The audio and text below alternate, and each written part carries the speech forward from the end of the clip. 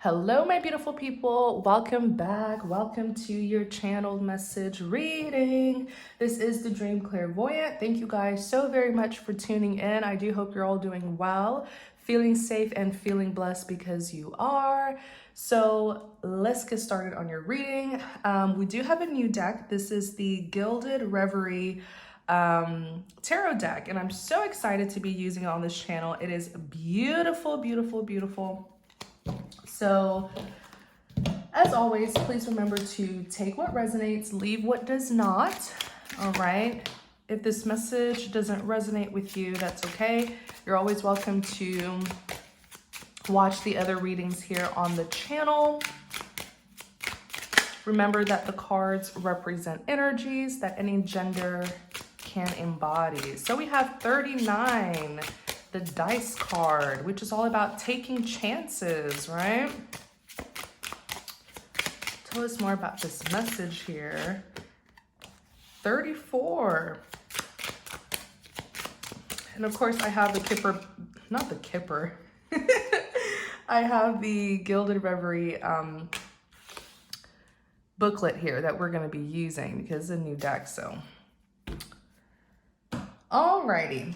So number 39, the fish. Okay, it says, I bring plenty and abundance. Wait, no, I meant number 39, not 34. Sorry, you guys. Sorry. Okay, dice. I am the risk, the gamble you choose to take. I am the uncertain and the leap of faith. Okay, so it's all about taking chances. And then number 34, the fish card. I bring plenty and abundance. I deal in commerce and sales. I advocate independence and promote self-reliance and trade. Water, expansion, and flow is my department. So it symbolizes resources and money. Okay. Then you have number 36. Let's see here. Number 36 is the cross. I am the bringer of grief, sadness, burdens, and ordeals. Pain, suffering, and guilt is the area of my expertise. So it symbolizes the state of suffering, universal and unavoidable. It is the state of carrying the burden of others. Okay, let's look more into this. Okay, thank you, Holy Spirit, for guiding us. Tell us more about this message. You have the Nine of Wands. Let's see here. You have the Lovers. You have the Page of Pentacles.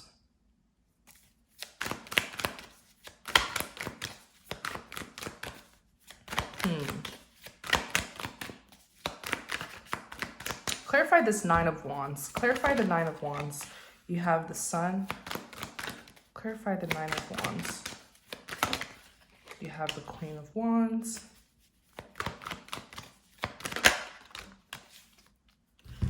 Yeah, okay. It did feel like someone was trying to give you a message. It did.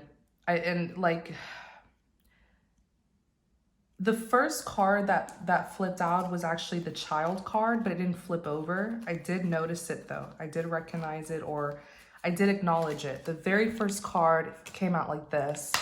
Number 13, Child. Okay. And I do still feel like it's significant, so I'm still going to put it out here. The Child card, it could represent an actual child. It could represent innocence. It could even represent like someone who is in their imagination, their dreams, they're fantasizing here. Maybe you have big dreams, you know, like how children don't believe that anything is impossible, right? They'll have big dreams and they believe that they can accomplish those big dreams, even if they come off as naive. I feel like there is a person. I feel like there is a person who's bringing you this message, okay? It could be someone who has passed away, actually.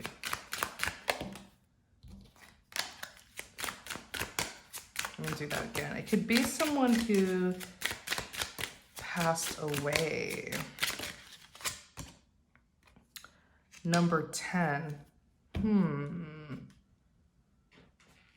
Number 10.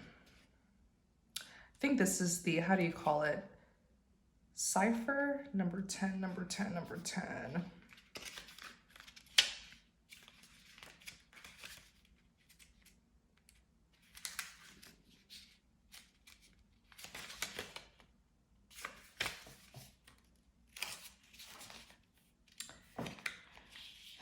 It is the Scythe card. To everything there is a season and a time to every purpose under the sun. Be careful, I am swift and sharp. I cut through with precision with a sharp and clear vision. I am an accident, a deep cut, a break, or sometimes a difficult decision that needs to be made. It's one of those cards, the Scythe card, it's one of those cards where it could be positive or negative. So we have to be very careful.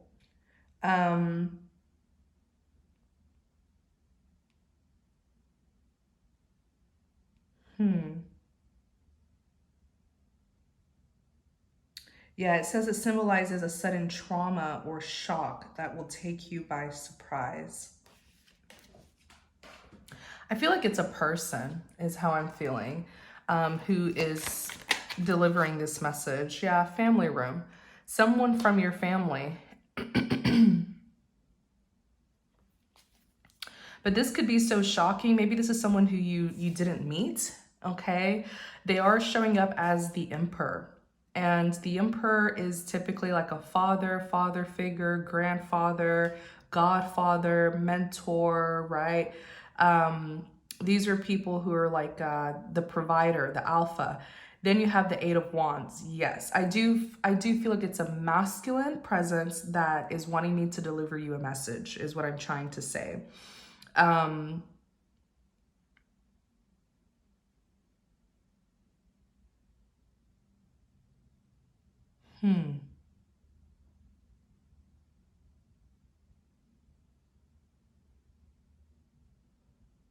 And I feel like there's something that's very like urgent about this message. It's almost like deliver this message ASAP, like as soon as possible. And you know, the Eight of Wands does represent communication, but it's swift communication. It could also be an action card representing fast action, fast movement. Something that's coming towards you really fast. It's right around the corner. There's a sense of urgency. And I feel like that's what that is why the Scythe card came out number 10. It's fast, it's swift, it's sudden, it's shocking maybe. And it is connected to your family. Absolutely. Oops. Yeah, it's like there's a person who's delivering this message to me to relay it to you, and they're trying to give you a heads up about what to expect, about what's coming towards you next. Expectation. Dice, number 39, dice. Number 39, dice. Tell us about that. Number 39, dice. Pathway. Okay, what I'm hearing is you'll have to make a swift decision. You'll have to make a decision like right in the moment. That's why number 39, dice, is all about taking risks, chances. So maybe it's something like an upcoming event or situation that you'll be in, and you'll have to think fast. Yeah, like you'll have to think fast, but it comes with great fortune though. If you make the right decision, you're headed towards great fortune. Something about this feels unplanned, like sudden news. You find out something and you have to take action immediately. So it's like you never had the time to really pre-plan, you know, to prepare yourself. And I feel like that's why this masculine energy is telling you about it ahead of time so that you can prepare. That was the mature man, who in the modern mature deck, it is the Emperor. And like I said, the Emperor or mature man is like someone who's very, who's older or an elder, fatherly, father figure, the grandfathers, the godfathers, the mentors, the elders. Poverty card is here. Mature man. I don't think he's happy. I think he's quite disappointed. Wherever he is, I feel like he's the poverty card is like feeling like you lack. Feeling like you lack. There's something here. There's disappointment. Why is there disappointment with the poverty card? Child. Uh-oh. This person feels like you've been neglected, is what I'm hearing from them. Like you've been left stranded somewhere or abandoned, and nobody cares to help you or see what's going on with you. This mature man, this is someone's father or father figure. They're saying that you haven't been attended to. You haven't been treated like a priority. And then I get an image of someone like banging their fist on a desk. Wow. Yeah. Like I literally just saw a man, he hits the desk like this. Because you haven't been attended to. You haven't been prioritized. And maybe wherever you're at, you're actually struggling with the poverty card. You're lacking. Whether you're lacking emotional support, whether, you're in a poor condition, whether you're lacking financial support, someone has abandoned this man's child. Whether you're his child, his grandchild, his godchild, whether you're blood related, it's like you are classified as he sees you as his child, and he's very angry at how people have been treating you. They've been leaving you out in the cold with poverty. You've been deprived of something. Wow.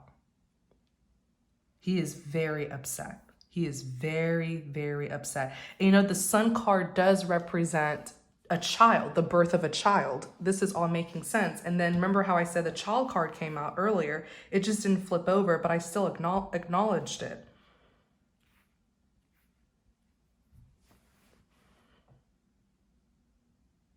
You are in the Nine of Wands.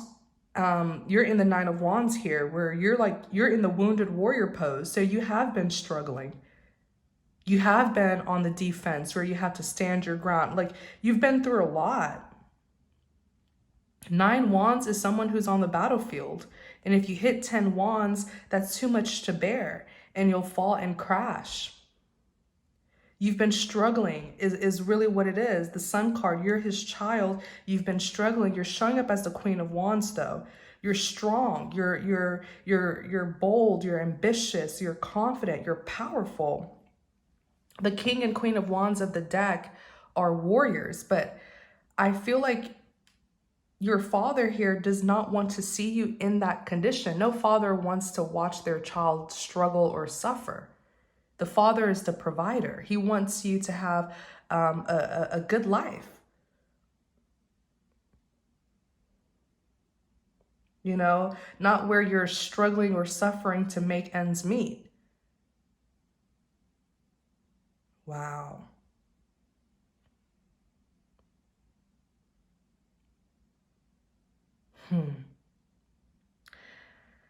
The Lovers, the Page of Pentacles. The Lovers represents a soulmate connection. Clarify the Lovers. The Magician, clarify the Lovers.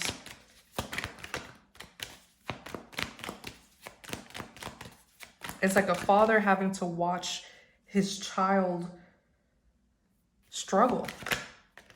What's going on here? The Star, the Queen of Pentacles, and the Seven of Swords. I wonder if there's a warning. Let me do that again. Clarify the Lovers.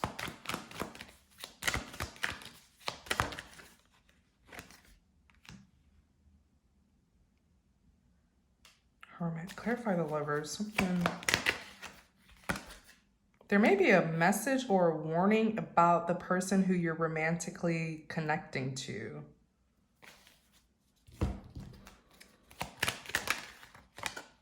Oops, I was holding it backwards, but it's marriage. Yeah, it's someone who you are committed to. Official person. Has this they haven't been treating you right?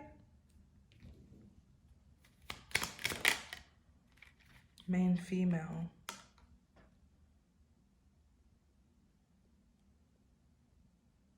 The official person is someone who's very like serious, you know, very strict. The official person reminds me of like the King of Swords type. Very, very strict. They like organization and structure. They like hierarchy. They like things to be in place.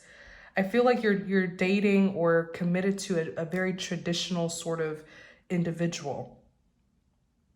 And look, main female. So it looks like you're like married to or you're romantically linked to someone who can be very strict and very traditional, like extremely traditional.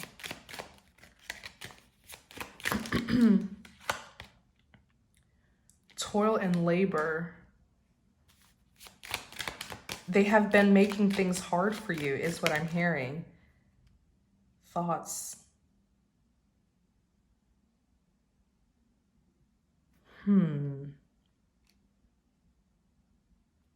I think your father here isn't very fond of your lover. Let me see here.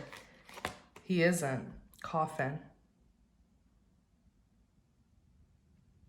Because your lover here is so like, your lover reminds me of like a Hierophant type where maybe they can be extremely traditional, you know, they follow a set of rules and they're trying to enforce their way of life onto you.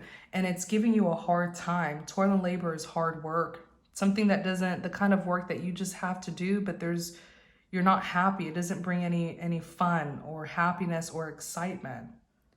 And then thoughts represents, like it's a person who's making the inquiry about another individual. So,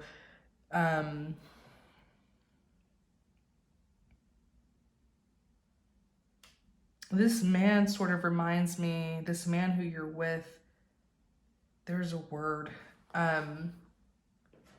Is it like a dictator or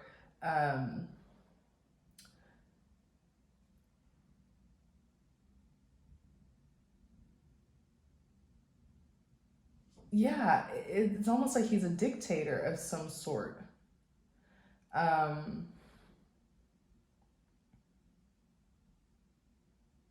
Like yeah, it's like he's a dictator. Like he wants control and power over you. Like he wants to be the one to make decisions about you. And your father here or father figure here, whether this is a father, grandfather, godfather, I'm just going to say father, they want you to end this connection. The coffin is death. The coffin is death. They want you to end this connection because this man will try to rule you. This man will try to rule you.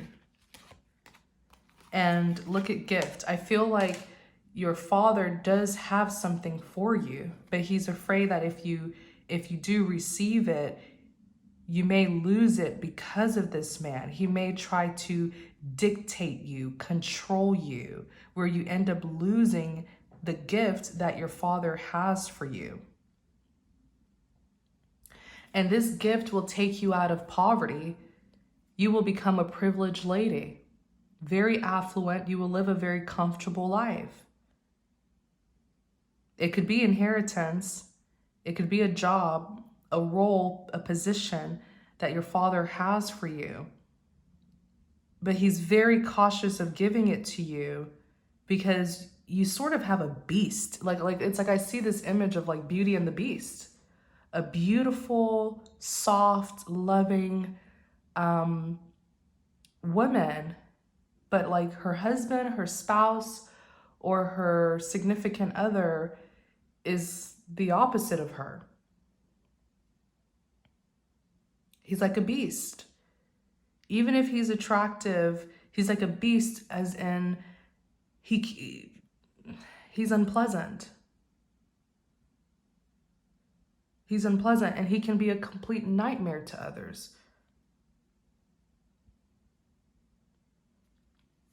Your father wants you to end it. Like, coffin is, like, it's a done deal.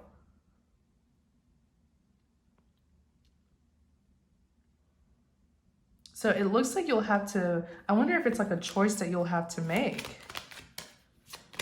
Is there an ultimatum? Adjudication. I wonder, is it an ultimatum that he's giving you? You either leave, it's like a father saying you either leave that man to receive this gift or this inheritance, or you lose your inheritance and you stay with him.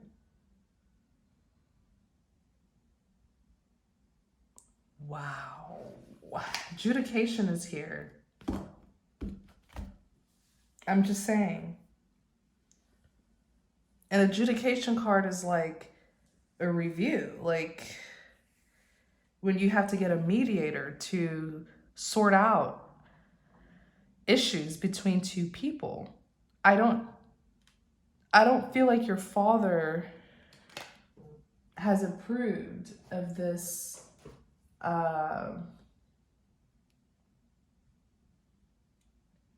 I don't feel like your father approves. I don't feel like he approves. And this needs to be brought to your attention.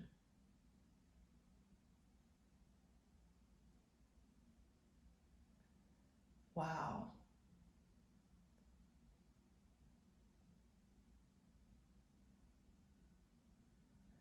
I don't feel like he approves. There's something here. Adjudication. Number 30.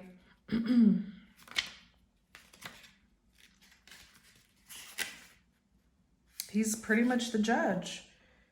It says he will make a decision on your matter. It could be in your favor, but it could also be against you.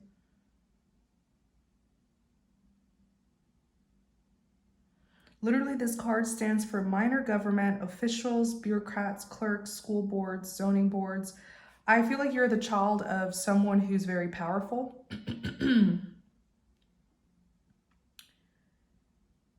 It also says this card represents someone you go to for the resolution of a disagreement or problem.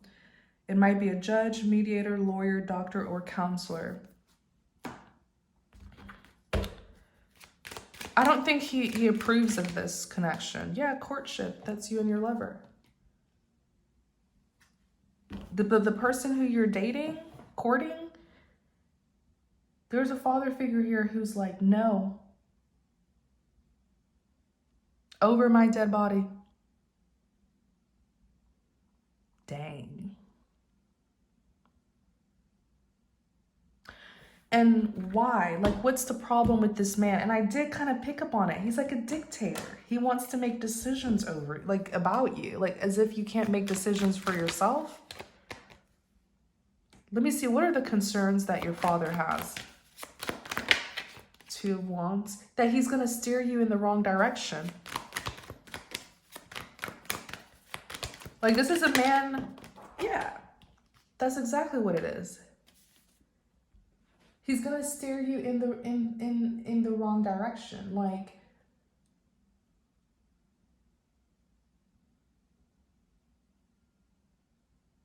this is this man is a dictator. He wants all power. Like he wants to control every aspect of your life. Right? By definition, it says here, a dictator is a ruler with total power over a country, typically one who has obtained control by force. By force. So this is not a man who would be willing to compromise with you. You got to do what he says. There's no compromising. You got to go by his rules, what he thinks, by his decisions. And he wants total power over you, not just him being controlling when it comes to the relationship between the two of you, but he may even try to control like your finances. And that's where, ooh, I saw that look.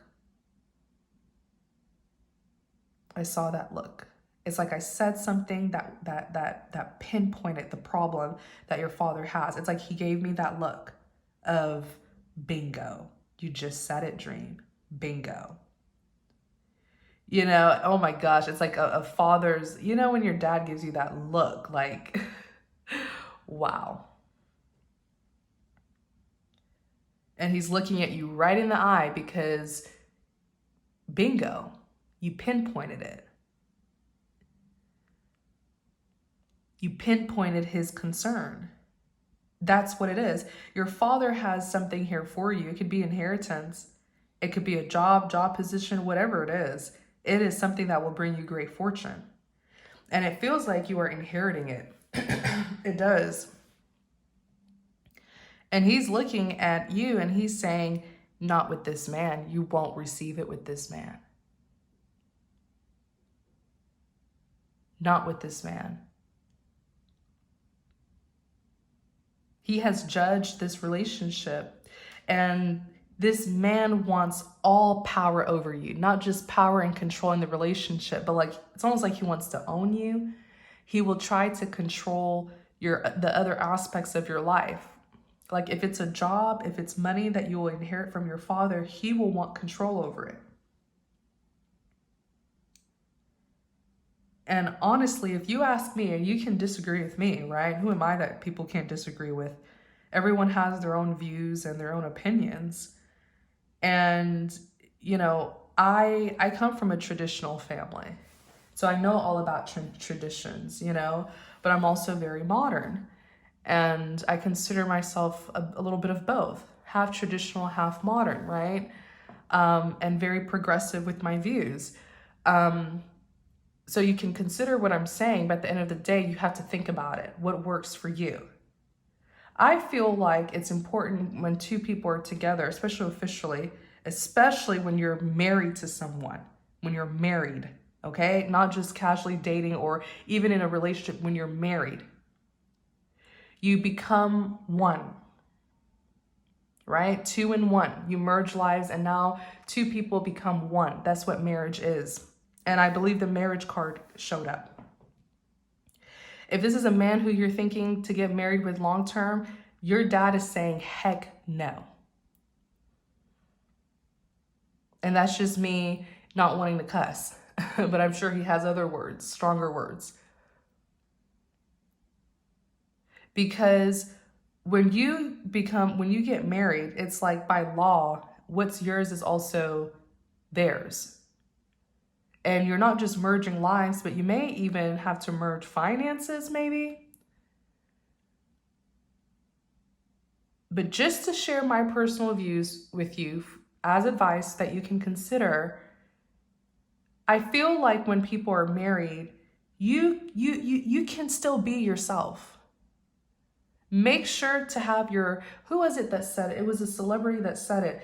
Make sure to have your own life before you become someone's wife. You can still have your own. Now, it should never be in a way where you're like keeping secrets from your husband. You're keeping secrets from your wife. It should never be that way. Right? But you can still be your own person. You're not under submission in a way where it's like you can't even think for yourself and your husband should make decisions for you. For me, heck no. Heck no. That's not a partnership. That's one person ruling a connection. A partnership takes two people who think for themselves, 2 people. So just because you're married, for me, it doesn't mean that, your husband owns you or you can't have your own thing, going on for yourself. I know there are some married couples where they'll have several bank accounts, they'll have a joint bank account, and then they have their own individual bank accounts. And I guess, I'm not married, but I guess the joint bank account is like for matters pertaining to the family, right? Where the both of their income pays those sorts of matters or bills, but then they also have their own separate bank account. Or just because you have a job and a profession, your husband doesn't need to be telling you what to do at your job. Like, what in the world? You know? Or let's say you're a businesswoman. You don't have to, I think what's going to make your father happy is setting boundaries. Balance and boundaries. You need both, because balance is important so that you can nurture all aspects of your life and you won't be putting more effort into one aspect and neglecting the other aspects. So when it's time to work, it's time to work. When it's time to go home and spend time with your loved ones, it's time to go home and spend time with your loved ones. Don't neglect one for the other. But boundaries is also important. Your lover doesn't have to, like, your lover is your lover. They don't have to be connected to your professional life. What I'm saying is, they don't have to be, like, I don't know how to explain it, but I've seen situations like this, not just romantically.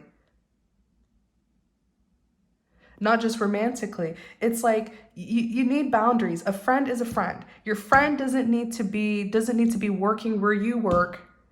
You know what I'm saying? In your professional business, it's like you bringing one person into every single aspect of, other aspects of your life. In that way, they will have control in some way, shape, or form. Because they're not just a part of your personal life, but they're also in your social life. They're also in your work life. Like, you're giving one person so much access to your entire life.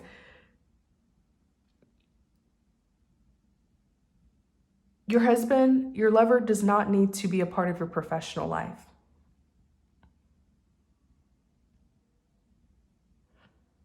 Like, I'm so serious.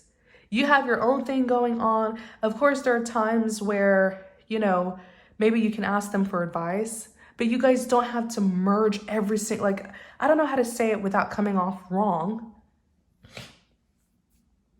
but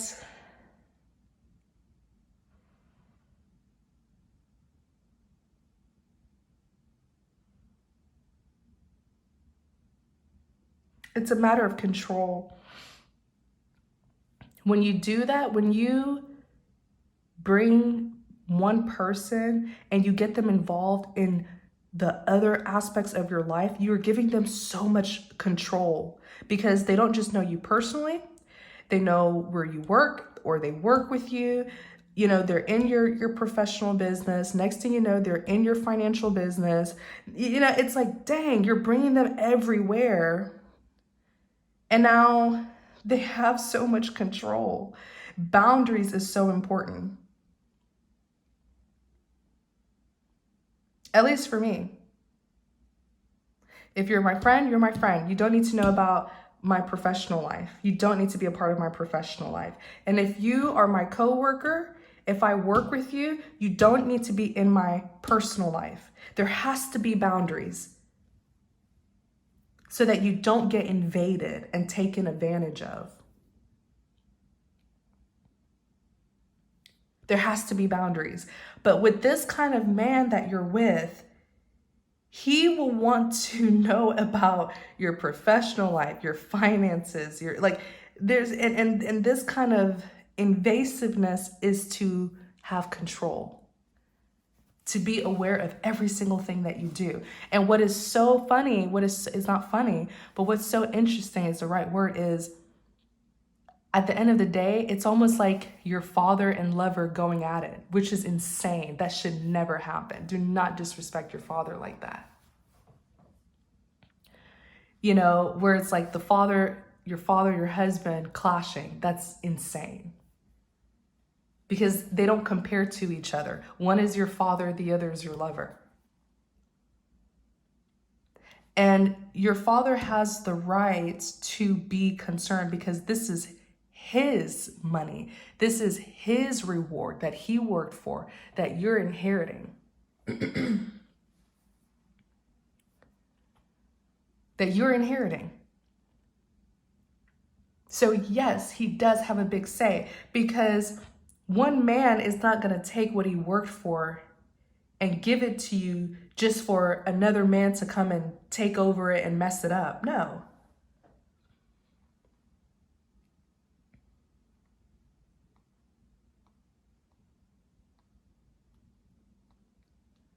And don't get me wrong, it would be so beautiful if your lover wasn't so controlling. I've seen situations like this where, if you're an heir, you and your partner can come together and really, like, he can help you with what your father has left for you. He can help you.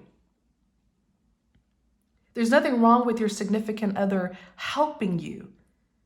Personally, professionally, financially, especially the two of you, getting advice from each other. Two heads are better than one. But the problem is your person likes control. So they're not going to step in to help. They're going to step in to take control of what your father is giving you. So it looks like what you'll have to do is say, you'll have to keep your professional life very much separate from your lover. And not even give your lover the chance to step into what your father has for you. And it's so sad that you'll have to do that.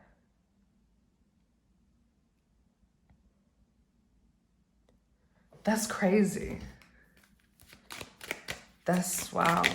Look, concerned. Like, your dad is concerned. I'm telling you, this man is concerned about the one who you've chosen to be with, main male.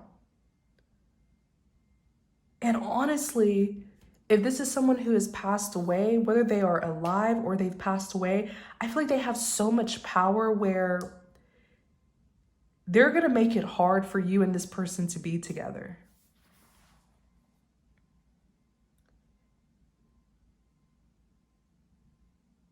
Wow.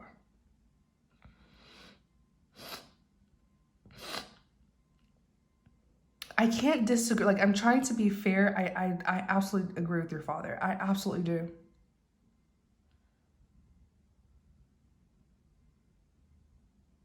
This man worked very hard. Like, I'm talking to someone who has a very powerful and successful father. He worked for his own. And he's not going to sit back and just allow another man to come in and control his daughter and take over what he worked for. What? No, nobody would let that happen. A good husband, a good lover, a good man would say, let me help you. Let's work together, to manage what your father left for you, to grow what your father left for you. Let me help you. But this man is like, no, like, that's crazy. I'm really seeing it. There's something here. There's something going on with your lover. Yeah, it's him, 10 of Cups. Maybe you guys have a family together, or you want a family together. You want that happily ever after. But why is the Ace of Pentacles out here, though, instead of the Ace of Cups if it's a 10 of Cups? Clarify the Ace of Pentacles.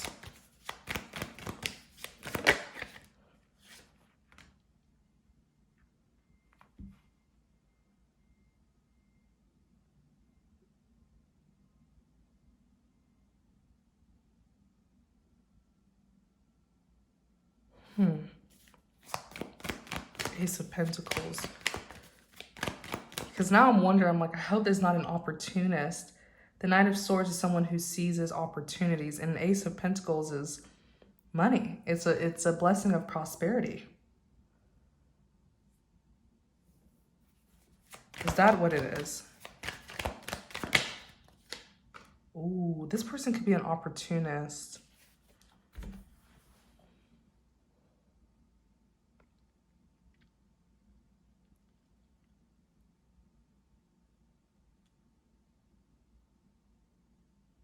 This person could be an opportunist. Like, look at the 7 of Cups options.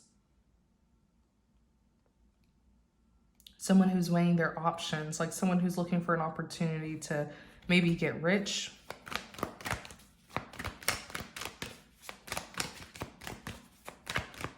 That's probably why he's going to try to overstep boundaries and control what your father left for you, because in a way, he's thinking it's his. Five of Pentacles. Let me see here. Maybe in a way let me see here.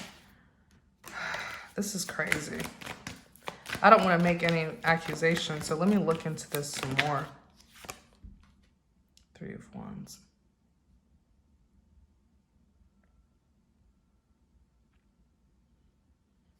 Why is the Five of Pentacles out here?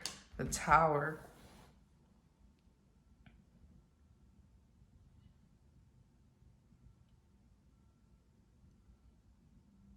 I wonder if this man is even going through a financial crisis. Is that what it is? Let me see. Holy Spirit, please. Page of Wands.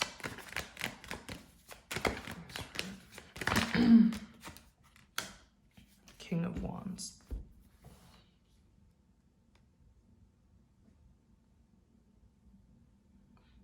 Your lover showing up as a King of Wands, Page of Wands.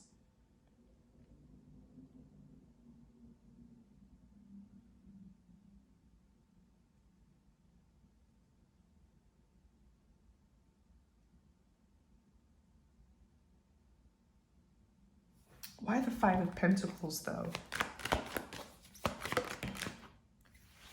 Why the Five of Pentacles? Four of Wands. I feel like he was on the verge.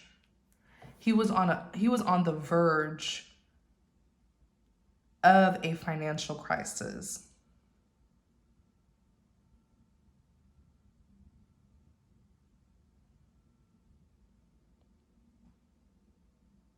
And then it's like you stepped in, like you came in during a critical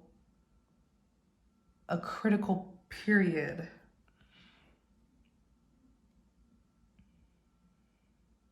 Or a crucial period of his life. Like this man was on the verge of maybe even, what is it, like a debt, bankruptcy. And he didn't know what to do. Two of Swords. But then something about you entering his life during that time, that crucial time,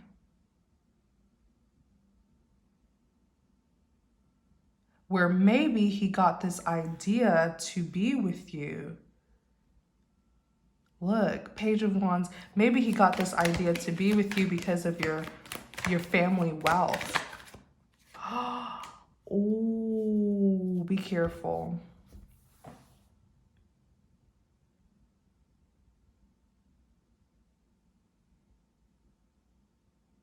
Be careful. Something about this man feels underhanded.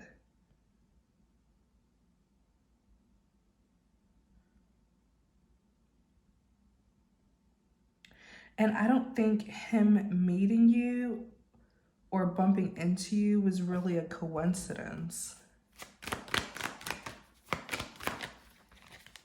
Was it? Wheel of Fortune.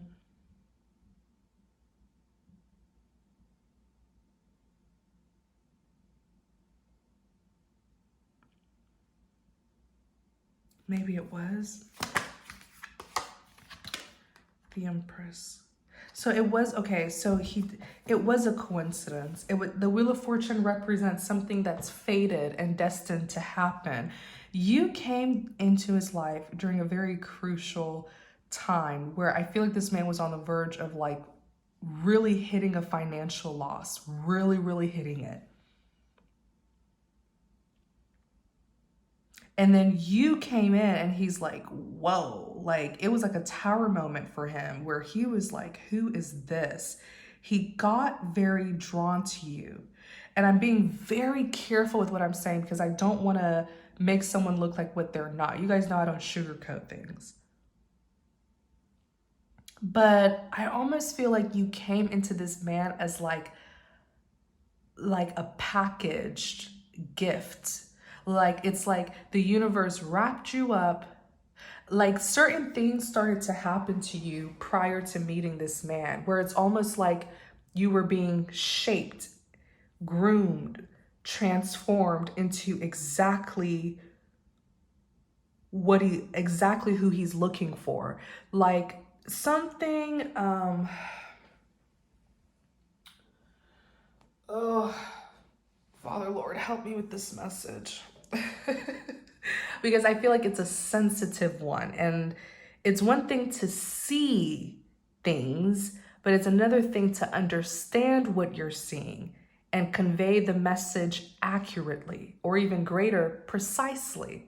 You can see things, like you can see bits and pieces of things, but you need the discernment to really fit the pieces of the puzzle together so that you can relay the message correctly. Something was going on with this man where he was about to take a major financial loss.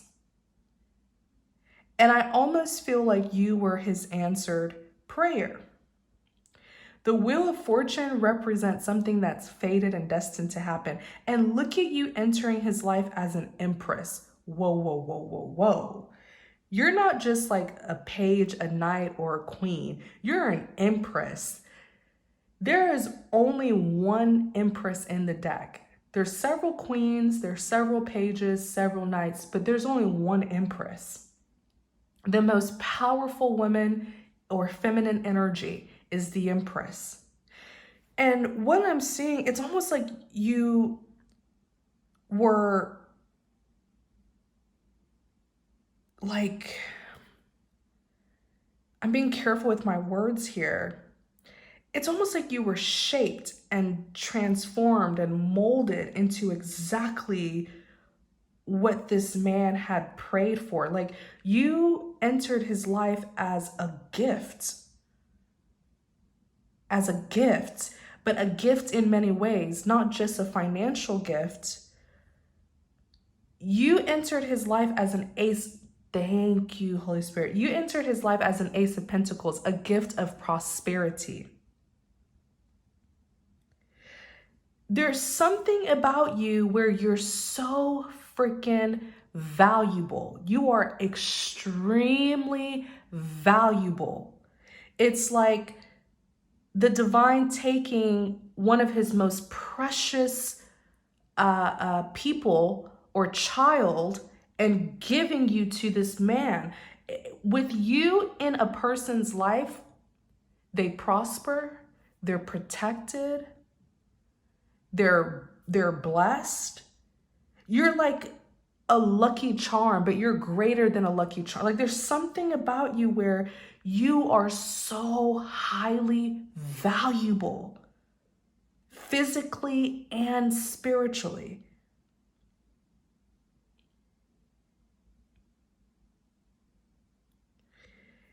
And when people have you in their life, everything seems to go right. Like you're like people's lucky charm. And if this man is so horrible, I'm wondering why were you presented to him as a gift from the universe? Why? He must have done some work. You know what I'm saying? He must have sowed some sort of good seed. You reap what you sow. He must have done something for God to have favor on him like this and match the two of you together. It's like, really, it's like God took one of his most precious children or daughter and gave you to this man.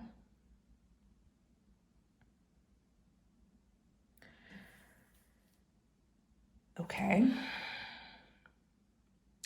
It wasn't a coincidence meeting this man. It wasn't. It was fated. Six of Cups. You probably still remember, the two of you probably still remember the first day you met. And he knows, this man knows your value, by the way. He knows your value because the moment, I'm telling you, this man was on the verge of a financial loss. Even if he's wealthy and successful, he was about to lose it all. The second you entered his life or his energy, all the dark forces in his life left, like demons fled and everything just settled. It's like the calm after the storm. You know, like when the sun comes out after it's been stormy and rainy. That's what happened. Like when you entered, everything just came into place. And he noticed. He noticed. And so he's like, why the heck would I let go of a woman like this? She's an empress, the most beautiful, powerful, feminine energy. You're a divine feminine. I mean, let's be honest. You carry that energy, like you're divine. Your presence is divine. Where you step into places that are out of order and you bring order. You step into places that are chaotic, filled with conflict, and you bring the calm. You bring order. Like there's something, I'm telling you, when you are just a lucky star. You are luck. You are a blessing. You are a gift of prosperity. And whoever gets to have you in their life, they're good to go. They don't have nothing to worry about. They will prosper. Things will go well in their life.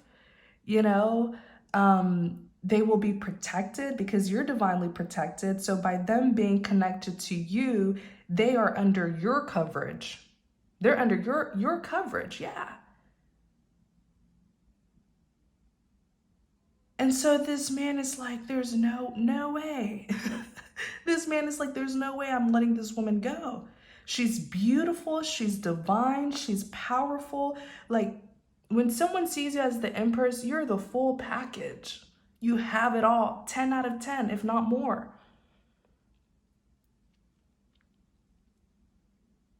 You have the personality, like the empress is the mother or motherly. You're nurturing, you're people's confidant. You look out for others. You also take good care of yourself. You'll never catch the empress prioritizing other people before herself. You'll never catch her putting herself in situations to get disrespected. She loves and nurtures herself. That's how she's able to love and nurture others. You got to take care of yourself first in order to take care of other people. You're the full package. But what I'm trying to say is, if this man is such a, like, he can be problematic. I don't feel like this is a man who's like evil, wicked, or bad, but gosh, he has this like control, like he likes control. And I'm wondering, why in the world were you sent to him? Like, I'm just saying, he must have, you know, I feel like he's one of those people where he is favored. He has done his part to deserve you. I do. I feel like this connection is just.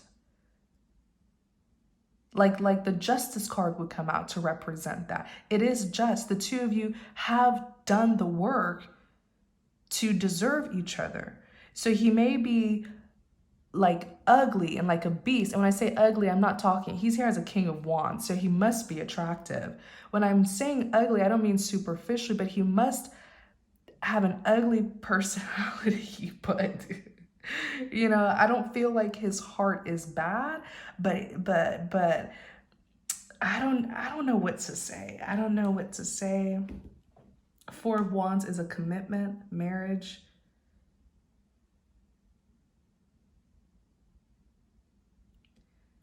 Yeah, Four of Wands is commitment, marriage. Like when he saw you, he was like, who is that? Like this man he was struggling.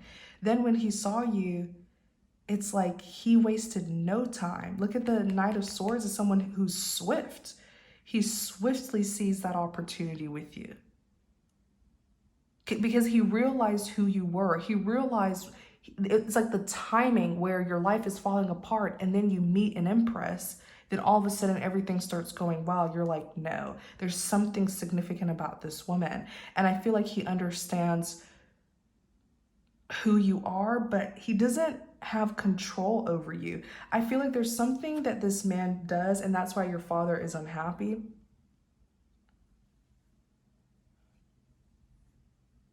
Where it's almost like you finding a pot of gold and then you guard it. You, in this case, you are, the pot of gold represents you. You are his lucky charm. You know, you were a gift to this man. So he treasures you. He does, but you're not a thing. You're a human being who has free will, and you have a thinking mind. And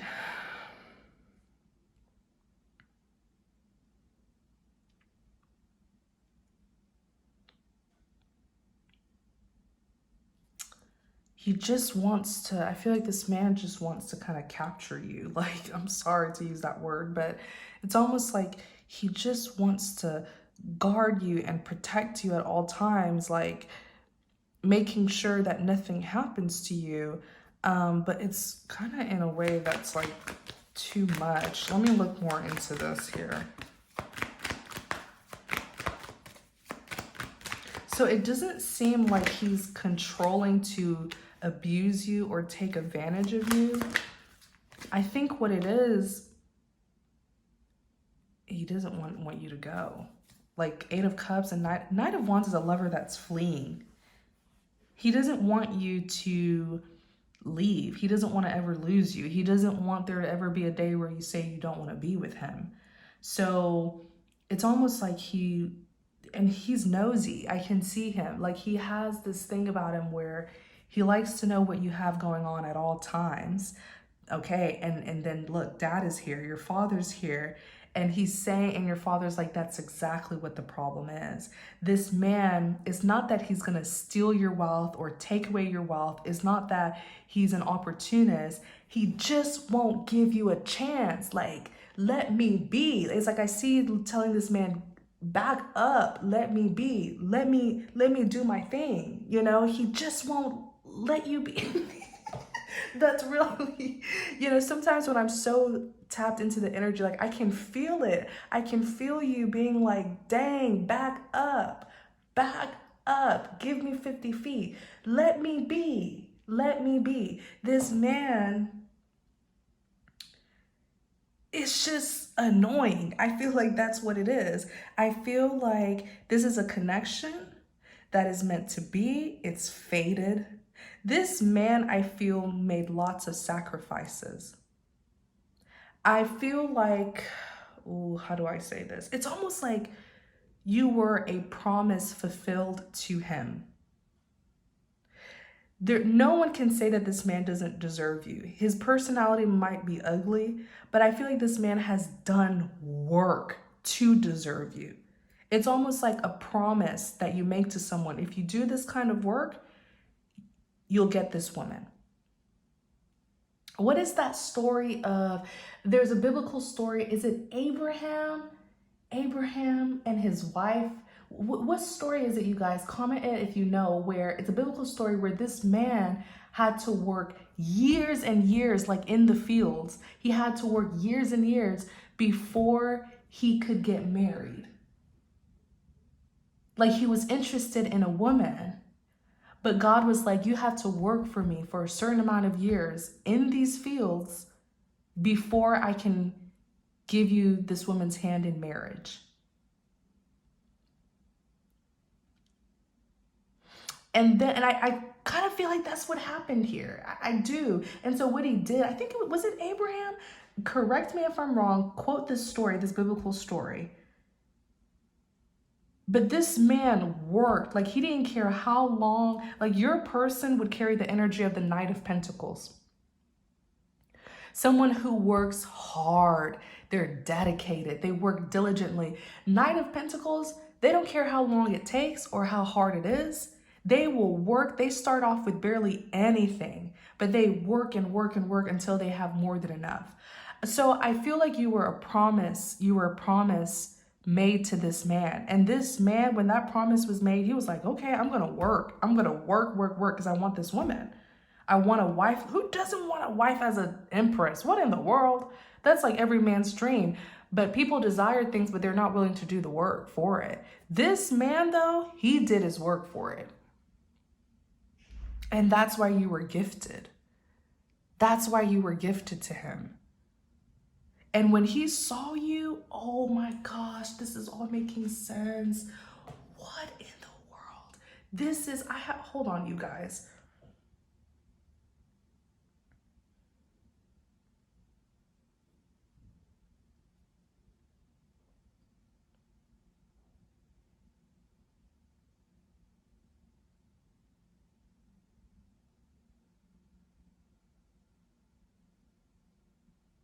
Let me see.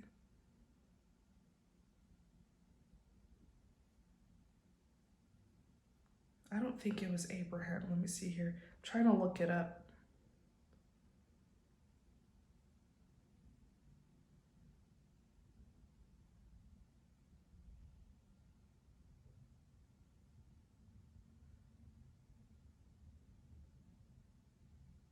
It's Jacob. I knew it was either Abraham or Jacob. And I did hear Jacob before I looked it up, but I wanted to make sure. I was like, it's either Abraham, and then later on, the Holy Spirit told me Jacob. That's why okay. So I'm trying to look it up here, and first I wrote Abraham, then I changed it to Jacob. It was Jacob. It says here, it's Genesis 29, verse 20 to 35. And it says, and Jacob served 7 years for Rachel. And they seemed unto him but a few days for the love he had to her. Oh my gosh, 7 years felt like a few days for this man.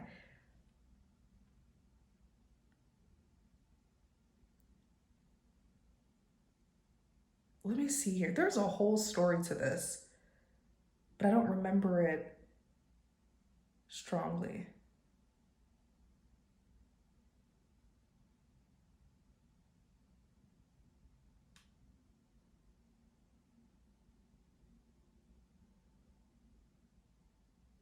And it must have been her father. Let me see here. It must have been her father who made that rule. Like, you have to work 7 years. I'm trying to look at this story, but look it up. Look it up. Let me see here.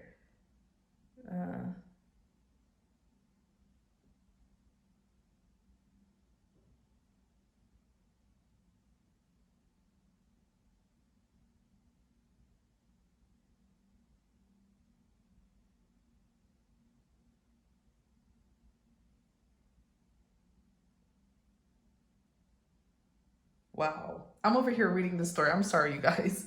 Jacob went through a lot for his wife, Rachel, but this man had to work 7 years and more because it says here that he got tricked.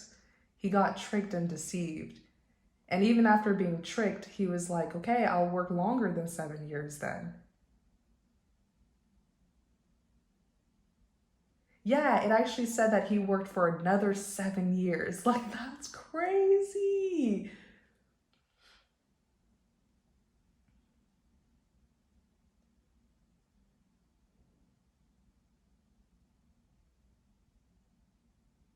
That's okay. Anyways, it's like it may not be identical to that biblical story, but it reminds me of it because it's almost like you were a gift to this man, or you were a promise. You were a promise to this man. And because he did his part, you were gifted. You were gifted to him. The promise needed to be fulfilled. Okay? The promise needed to be fulfilled. But there's this thing, the reason why, okay? The reason why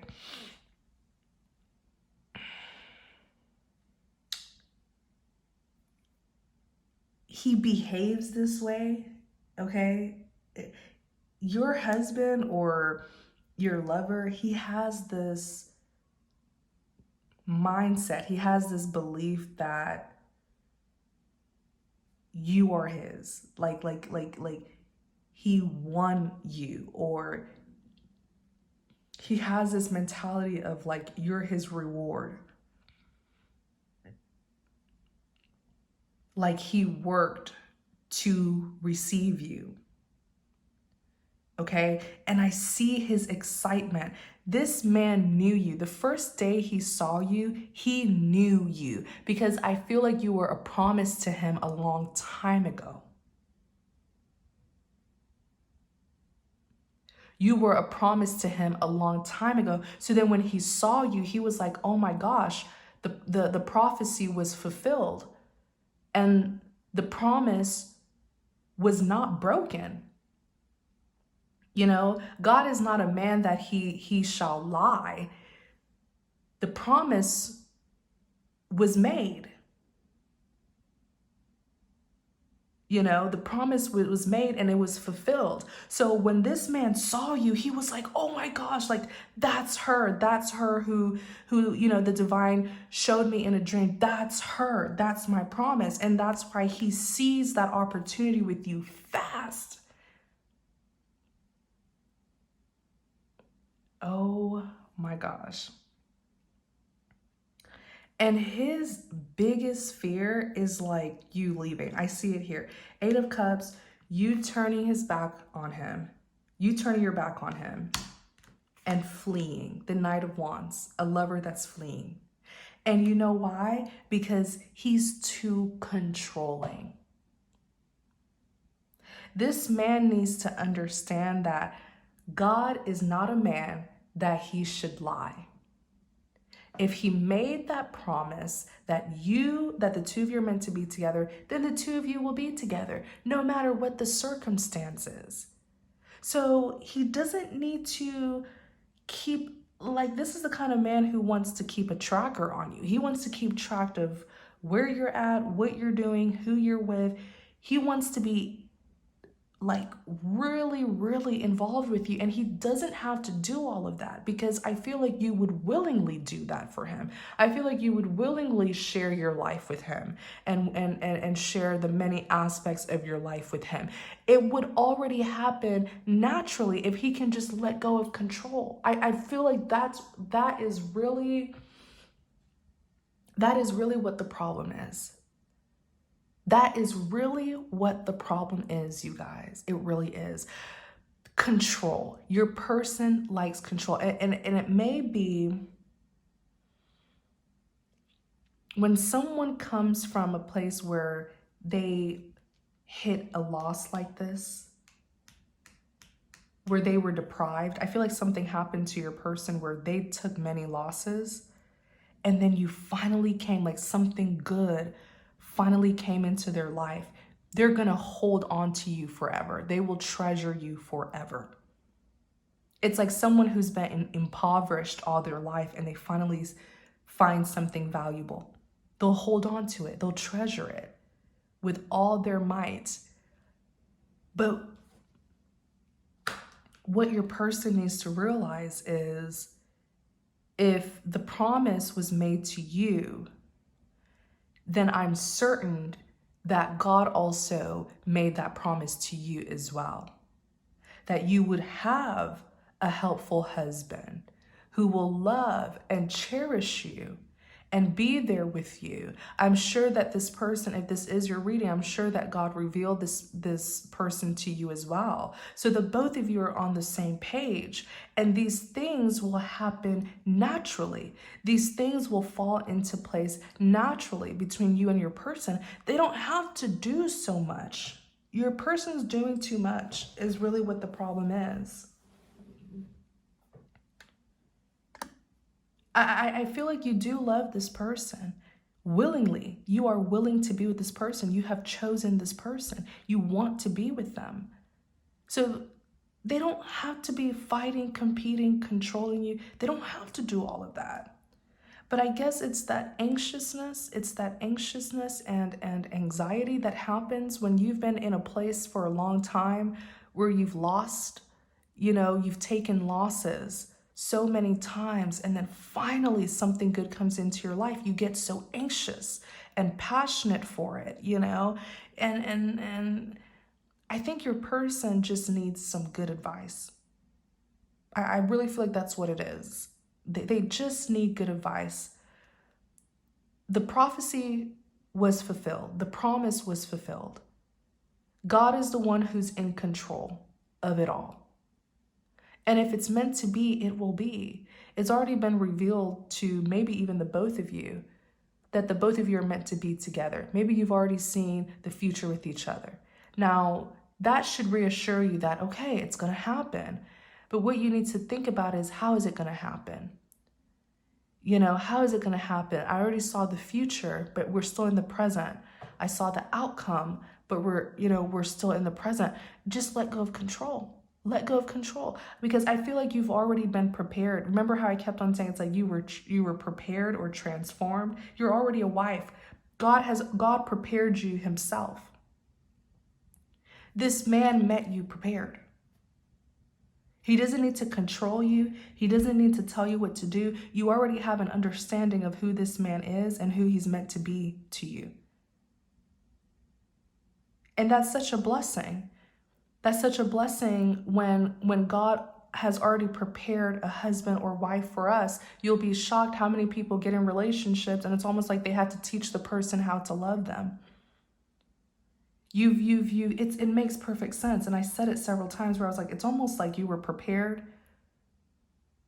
and like groomed, but not in a negative way. Groomed as in you're you're mature. And I feel like there were things that like you're disciplined, you're obedient. That's what I mean by groom. Like you were taught well, even your mannerism, your character, your personality. God literally shaped you into a wife for this man.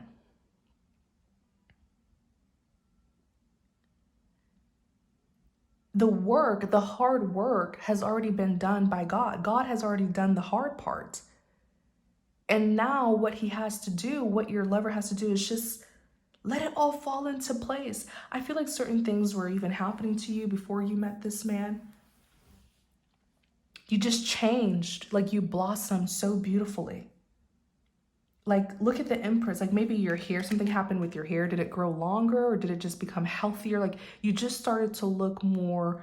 I feel like I'm talking to someone who really tapped into their feminine energy and they just started to look more like womanly. I don't know. Like, maybe, you know, did your hair start to grow, like healthier, your skin, or did you gain like some healthy weight where you look healthy, you look like you could give birth to a healthy child. Like there's something, like maybe your shape, like your body shape, like you look like a healthy woman. And you were trained. You've been like groomed and transformed beautifully into someone's wife. Like you already have an understanding. You already have an understanding of what this is. And your person doesn't need to train, they don't need to teach you. You've already been taught. I just feel like that's what it is. You already know what this connection is. They already know what this connection is, and that's just that. And if they don't behave themselves, if they don't just calm down, if they don't calm down a bit, you will leave them. You will pack your bags and leave. Like the Knight of Wands is someone who is fleeing. Because I feel like you may do this when you can't stand being in control anymore. So it's not that this man wants to take from you, or abuse you, but it's almost like he will overwhelm you and not give you a chance to just be the woman who God created you to be, who God prepared, and be the wife who God prepared you to be. He just won't give you a chance. And that's where the problem will arise, where you'll just feel like, you know what, I can't do this anymore. That's how people sabotage a good thing. That's self-sabotage. You prayed for what you wanted. God has now gifted you, granted you with what you wanted. Now you have to pray for wisdom in order to maintain what God has given you. After God has given you what you want, you got to pray for the wisdom to maintain it so that it'll last a long time, so that this relationship will last a long time and it won't fall apart. Your lover needs to pray for wisdom, and your lover needs to seek counseling and advice from like an elder or someone who's wise and mature, because he's acting out. And your dad here is like, no way. This man is not prepared. Your dad is looking at, your father is looking at this man as someone who is not prepared for his daughter. And because this is your father, he does have power. He does have a voice. His voice does matter. He does have a say. You are his child. You know, when parents are like, I brought you into this world, I can take you out. You know, you are his child. So I feel like what needs to happen, there needs to be a reconciliation. There needs to be a reconciliation.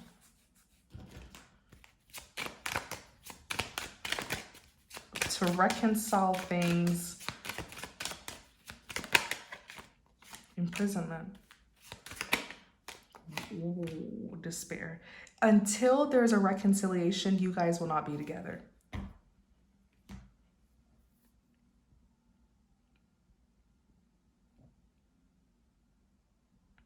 You need your parents' blessings. You do, especially in marriage, right? I mean, isn't that by tradition what happens, where the man has to get the blessing from the woman's father?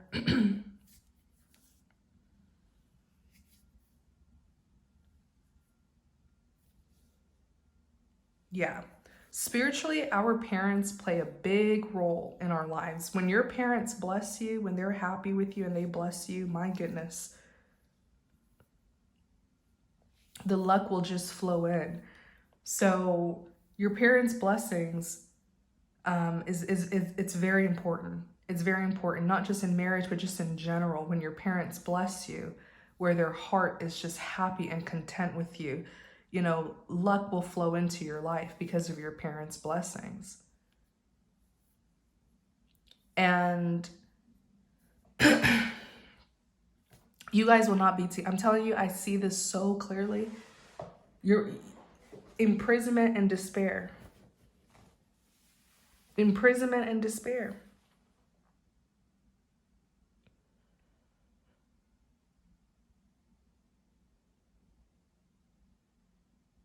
And you carry, like, you are really, what do you call it these days in social media? Wife material. You're a whole wife. Like, God raised you and trained you and developed you, and he put you in certain circumstances, and you had certain encounters with people, certain experiences that you've had that has taught you how to be a patient, loving, understanding, compassionate woman. Those are all the characteristics that your husband will love about you. You're full packaged, a full package, like, and this man just won't let go of control to enjoy it. Enjoy this gift, enjoy you, enjoy the relationship. And I hope he's watching this. I really do. Some of you, this is your divine counterpart who's acting like this. Make sure that he watches this. For those of you who are in true divine counterpart relationships,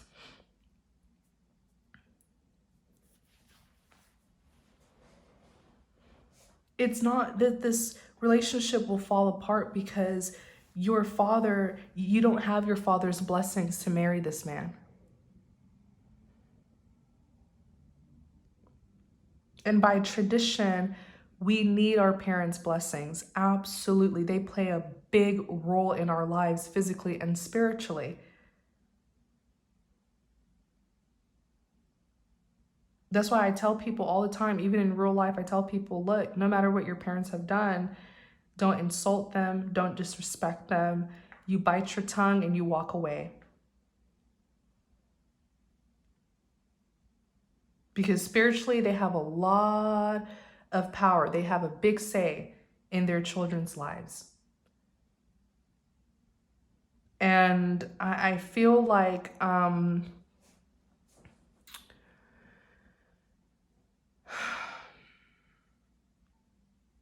don't know. I don't know. This relationship won't come together successfully. Imprisonment and despair. To be in prison, like you're confined, you're restricted. There's restrictions on this connection. It won't grow, it won't prosper. There's no growth. You guys will be restricted, limited in many ways.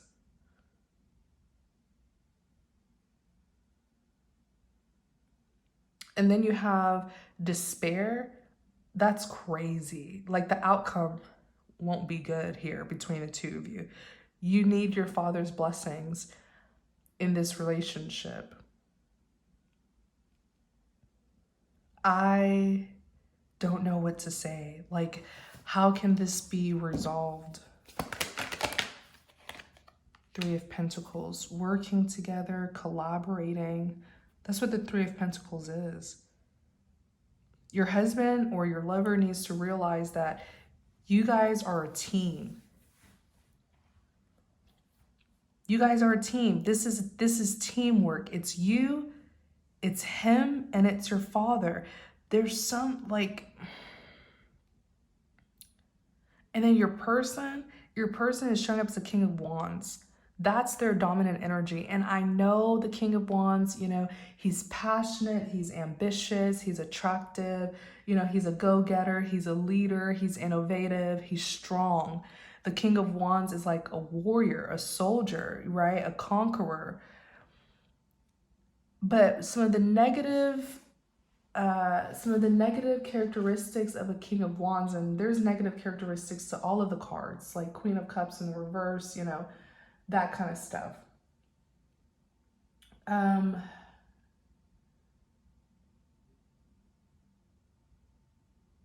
Some of the negatives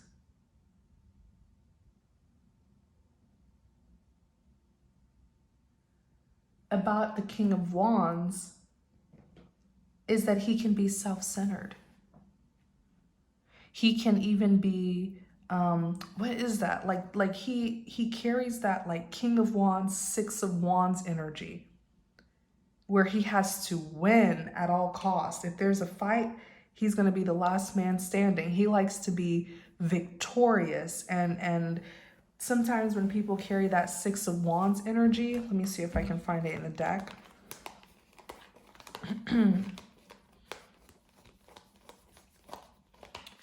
You know, they can be prideful. They can even be obnoxious at times where, you know, they have to make themselves clear.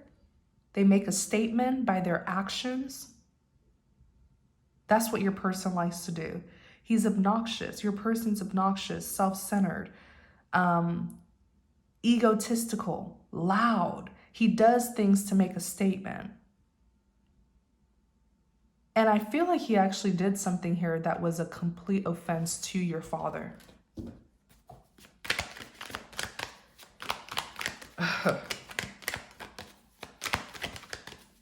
Whether your father is alive or not, he is present. Physically or spiritually, he sees everything that's been going on. Look. This man, whether he's alive or not, he's present in your life. He's like, Dream. They think that it's just the two of them, courtship. Nope, I'm here too. It's three. There's room for there's a room for a third person. It's not just you and your lover. Your father's present. Look, and he's a judge. He's the main judge because you're his child, for goodness sakes. He has a big say in this. Like, he's judging the two of you. It's not, yeah, so y'all go ahead and be all lovey-dovey. But your father's there and he's watching. He's fully aware. And look, Three of Cups.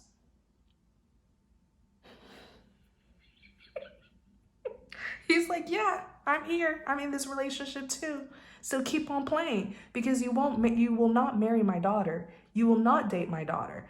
You know, some of you, this is a new connection that's barely started.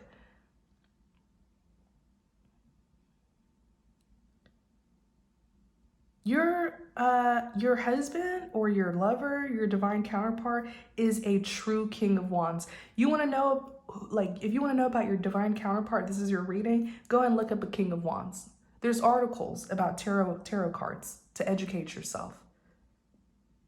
Like, When your lover steps into a room, he wants to make sure that everybody knows I'm here, I'm in charge, I'm the alpha, I'm the leader. Like, there's something about your person that's just like, calm down. You don't have to be like that all the time.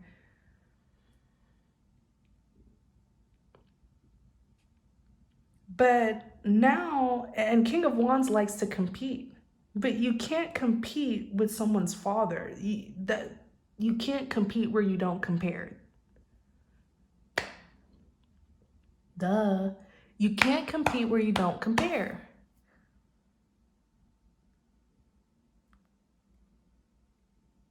So at this point, it's like, what is he gonna do? Because it's not like he's competing with another man who wants you. There's no comparison. Your husband or your future husband, he needs to put his torch down. And get your dad to like him. Because I'm telling you, this is crazy. This is crazy. This is crazy. And your father does have the upper hand. Between the two of you, he has the upper hand. Between you and your husband, he has the upper hand. And I know your person is used to being the conqueror, the warrior, the winner, the victor. Six of Wands is victory. He's used to being the victory. Like he may even be boastful. There's something about him that's very loud, obnoxious. You can't step into a man's home uninvited, completely ignore him to go and marry his daughter. It doesn't work that way. So your husband's going to have to put down that torch or whatever that is and make it right with your father. Whether your father is alive or not, he's present.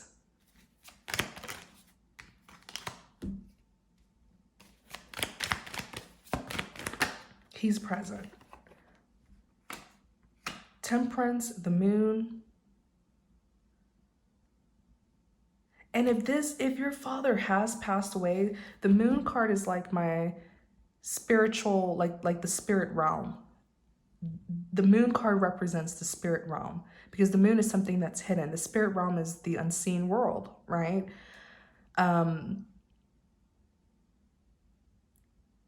This man is powerful. Like, he knows how to make things happen. If he has passed away, he definitely has the upper hand because he's a spirit and we're just here in the physical realm.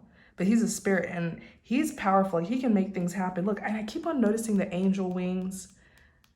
Like, if your father did pass away, some of you, your father is still alive and this is happening. For others of you, your father has passed away. If he's still alive, he could be one of your guides, like one of your guardian angels. I keep on noticing the wings. And he knows how to make things happen. If he says no, good luck trying to get with this man. It won't happen. Because his power is now spiritual, it's not physical.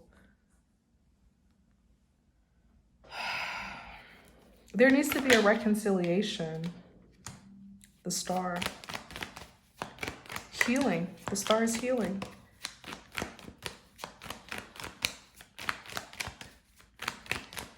There needs to be a reconciliation. Yeah, that's the only way. That's the only way. And I feel like your father has every right to have these concerns because you don't want to marry a man who's cocky like this, who's controlling and won't even give you the chance to be yourself and to attend to the things that needs to be done, you know?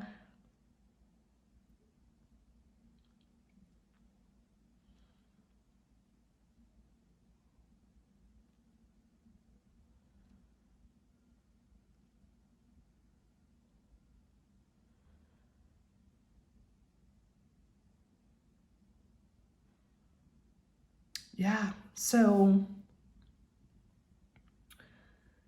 yeah, you know, your father's blessing is needed in order for the two of you to be together successfully. And it's because if you marry someone who's this controlling, you yourself, you will end up leaving. And his controlling ways will devastate, despair.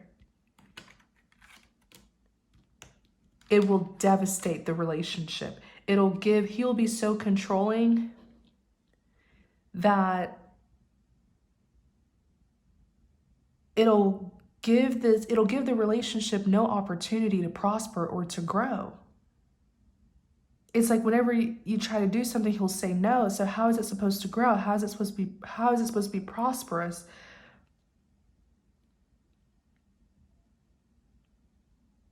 You know? So your father does have the right to be concerned because he's looking out for you, your life, and your future. And he doesn't want you to be so tied down and restricted by this man that you can't grow and flourish and prosper and do the things that you want to do. And he sure as hell isn't going to let this man storm in and take your inheritance. Because I feel like there's inheritance from your father that's for you. But the way your husband is so controlling, or your future husband, or potential, let's just say potential husband, right? Your potential husband may try to take control of that.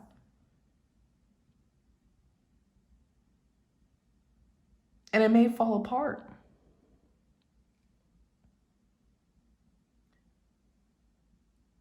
So now I'm seeing the cross as a sacrifice. Number 36.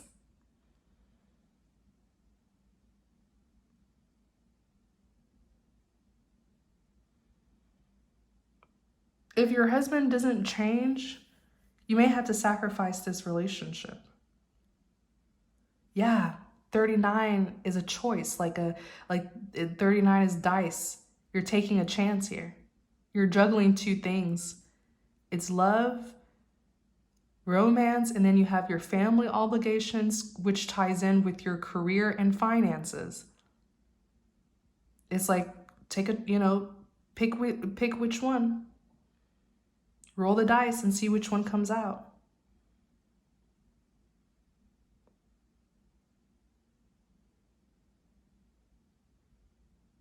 That's crazy. And then 34, abundance, wealth.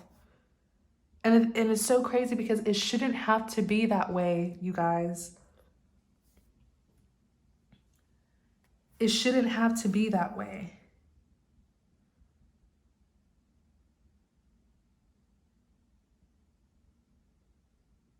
It shouldn't have to be that way where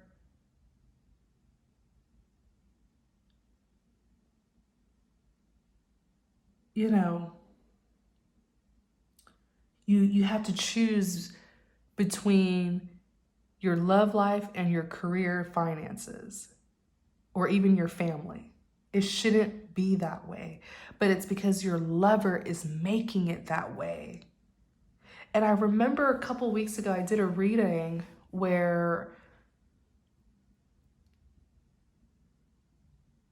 I saw someone's lover trying to sabotage them from a career, finance, or even like family obligations that they had to attend to. I did see someone trying to sabotage their lover from an opportunity because they want their lover all to themselves. Like, Lord, good luck with this one. I mean, truly. This is something where you can get all the advice and counseling, but it all comes down to your relationship with the Most High. If this is something that is fated and destined to happen, then I'm sure that God is not just going to leave you hanging in this. But you can do your part as much as you can, but your person will have to do their part in order to make this work, or else it won't happen. Something can be meant to be, and then people end up forfeiting their own blessings. self-sabotage.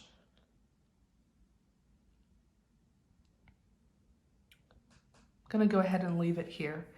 Thank you guys so very much for tuning in. I really hope you enjoyed the reading, and if you did, please don't forget to like, comment, and subscribe to support the channel. Take care, everyone, and many blessings to you.